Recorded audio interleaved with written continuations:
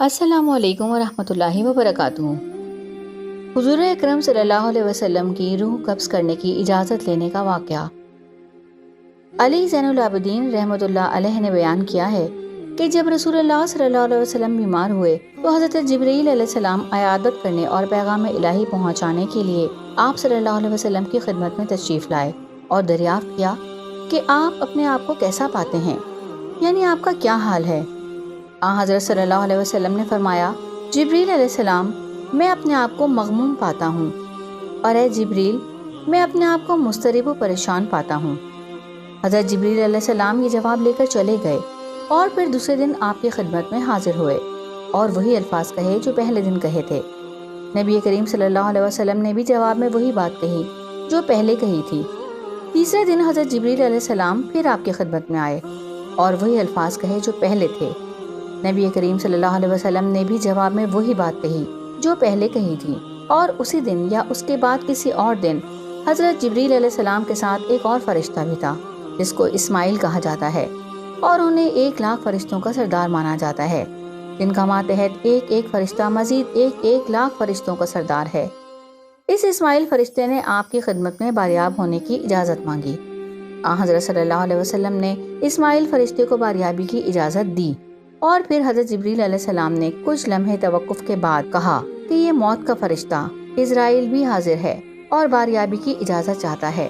حالانکہ اس فرشتہ موت نے نہ تو کبھی آپ صلی اللہ علیہ وسلم سے پہلے کسی شخص سے اجازت مانگی ہے اور نہ کبھی آپ کے بعد کسی شخص سے اجازت مانگے گا، یعنی یہ صرف آپ کا اعزاز و شرف ہے کہ اس کو آپ سے اجازت مانگنے کی ضرورت ہوئی، ورنہ دوسرے آدمیوں کے پاس تو وہ اچانک پہنچتا ہے اور روح قبض کر لیتا ہے۔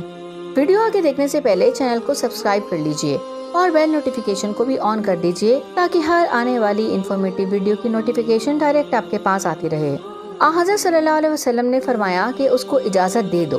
چنانچہ حضرت جبریل نے فرشتہ موت کو اجازت سے آگاہ کیا اور اس نے حضرت صلی اللہ علیہ وسلم کی خدمت میں حاضر ہو کر سلام عرض کیا کہ آپ اپنی روح قبض کرنے کا حکم دیں تو قبض کر لوں، اور اگر آپ یہ حکم دیں کہ میں آپ کو چھوڑ دوں تو میں آپ کو چھوڑ دوں گا۔ آپ نے فرمایا، اے فرشتہ موت، کیا تم وہی کرو گے جو میں تمہیں حکم دوں گا؟ فرشتہ موت نے جواب دیا، بے شک مجھے تو حکم یہی دیا گیا ہے کہ آپ کو اختیار دے دوں اور آپ جو کچھ فرمائیں اس کی اطاعت کروں۔ حضرت علی زین العابدین کہتے ہیں کہ نبی کریم صلی اللہ علیہ وسلم نے فرشتہ موت کی یہ بات سن کر حضرت جبریل علیہ السلام کی طرف دیکھا، گویا ان سے مشورہ چاہا کہ بتاؤ مجھے کیا کرنا چاہیے۔ حضرت جبریل علیہ السلام نے عرض کیا، اے محمد، حقیقت تو یہ ہے کہ اللہ تعالیٰ آپ کی ملاقات کے مشتاق ہیں۔ حضرت صلی اللہ علیہ وسلم نے یہ سنا تو بلا تعامل فرشتہ موت سے فرمایا کہ جس بات کا تم کو حکم دیا گیا ہے اس پر عمل کرو۔ چنانچہ فرشتہ موت نے آپ صلی اللہ علیہ وسلم کی پاک روح قبض کر لی۔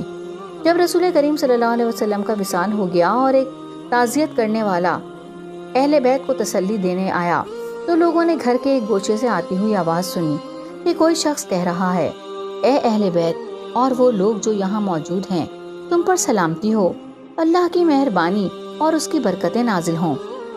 حقیقت یہ ہے کہ اللہ کی کتاب یا اللہ کے دین میں ہر مصیبت کے وقت تسکین و تسلی کا سامان موجود ہے۔ اللہ تعالیٰ ہر ہلاک ہونے والی چیز کا بدلہ عطا کرنے والا اور ہر فوت ہو جانے والی چیز کا تدارک کرنے والا ہے۔ جب صورت یہ ہے تو اللہ کی مدد سے تقوی اختیار کرو، اس سے امید رکھو۔ مصیبت زدہ حقیقت میں وہ شخص ہے جو ثواب سے محروم کر دیا گیا۔ حضرت علی رضی اللہ تعالیٰ عنہ نے کہا، تم لوگ جانتے ہو تعزیت و تسلی کے الفاظ کہنے والا یہ کون شخص ہے؟ یہ حضرت خضر علیہ السلام تھے۔ ویڈیو آپ کو کیسی لگی کمنٹ باکس میں ضرور بتائیے گا، اور یہ بھی بتائیے گا کہ اگلی ویڈیو آپ کس ٹاپک پر دیکھنا چاہتے ہیں۔